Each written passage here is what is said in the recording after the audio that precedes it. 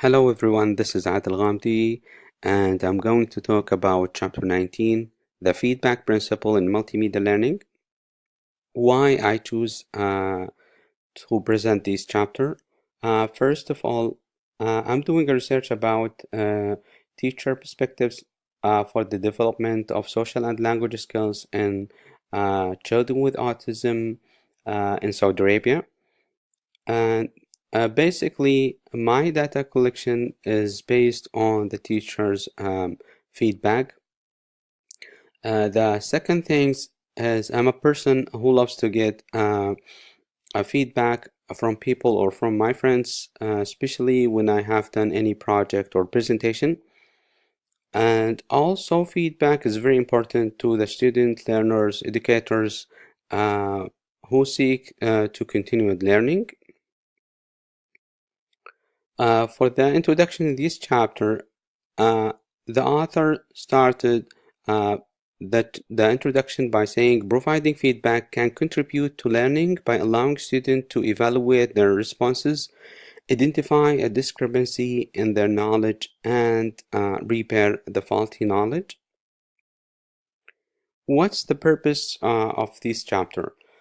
The purpose of this chapter is to explore the research evidence for the feedback principle in multimedia learning, to consider more complex learning environments such as simulation and game-based training, and to discuss the impact of feedback principle on our theoretical understanding and implementation for instructional design.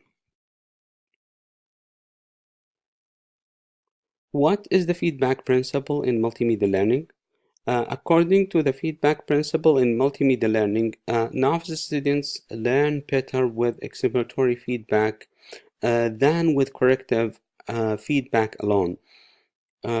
Exploratory feedback provides the learner with a principle-based explanation of why uh, his or her answer was correct or incorrect. Whereas the corrective feedback merely informed the learner that his or her response was correct or incorrect. Cognitive theory of multimedia learning. The theoretical rationale for the feedback principle is based on the cognitive theory of multimedia learning. The cognitive theory of multimedia learning makes the three main assumptions.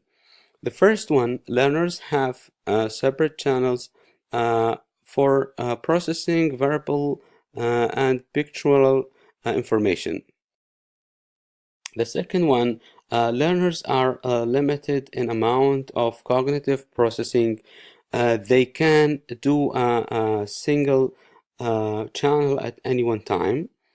The third one, learners actively engage in the cognitive processes of selecting the relevant information from the multimedia presentation, organizing the information into a coherent cognitive representation, and integrating the information with prior knowledge from long-term memory in order to achieve meaningful learning. Boundary condition of the feedback principle. The benefits of the learning with feedback can be reduced if the feedback does not prompt active cognitive processing and if the feedback itself induces extrinsic processing.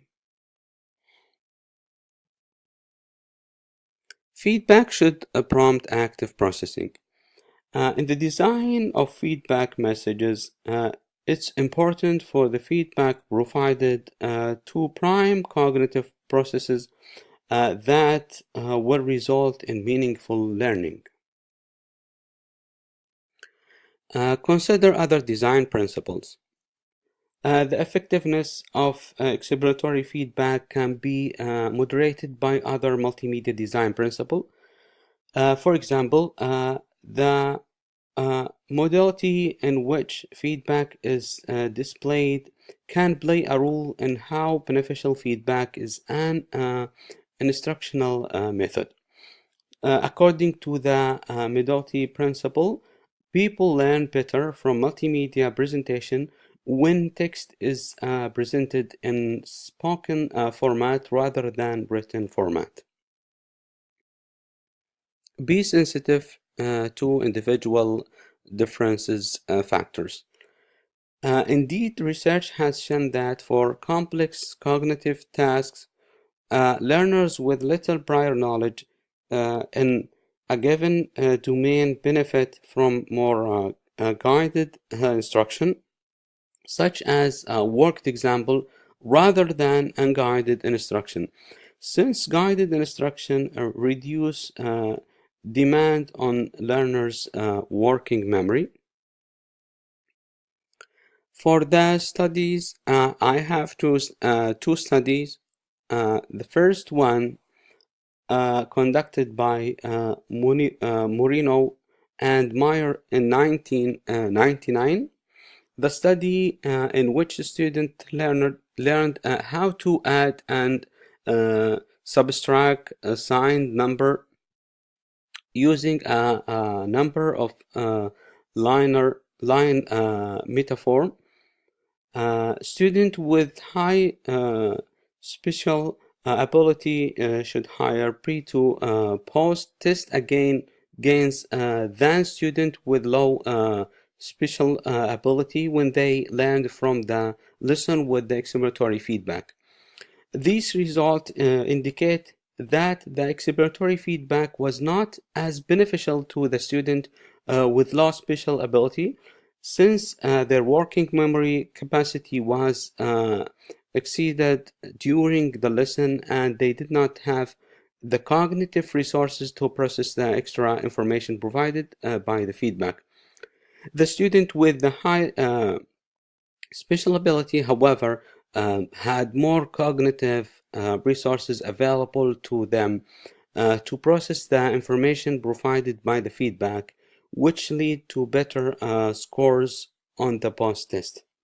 For the second study, I have chosen to talk about the study that conducted by Schmitz and colleagues 2008. In this study, the effectiveness of different type of feedback, including content, global versus elaborate, was examined as function of student prior knowledge. Global feedback consisted of statement of the correct answer and the general steps necessary to solve that type of problem, while elaborate feedback included the same information as the global feedback condition plus the workout solution steps and explanation of why the solution was correct.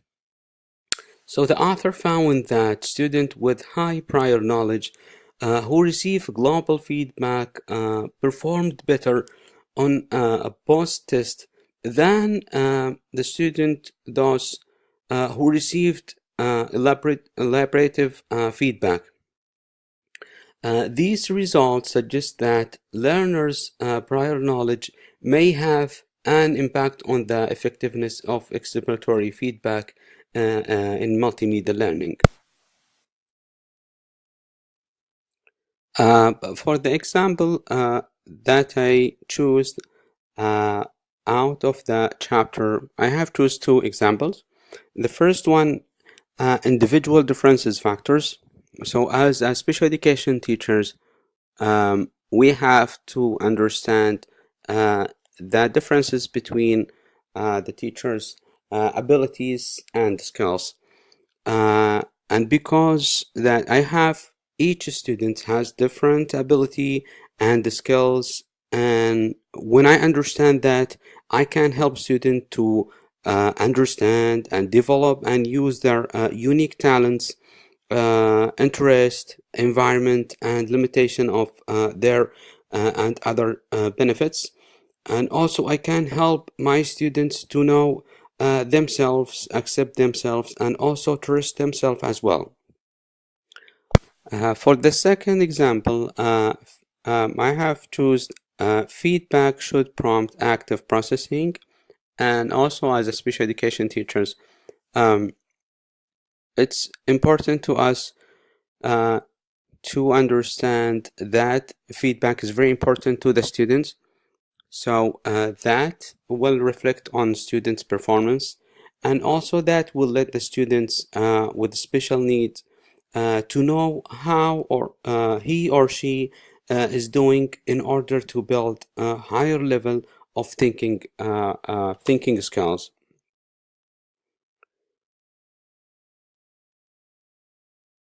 Um, I have reached the end. Thank you so much for listening. This is Adel Al Ghamdi, and have a good day.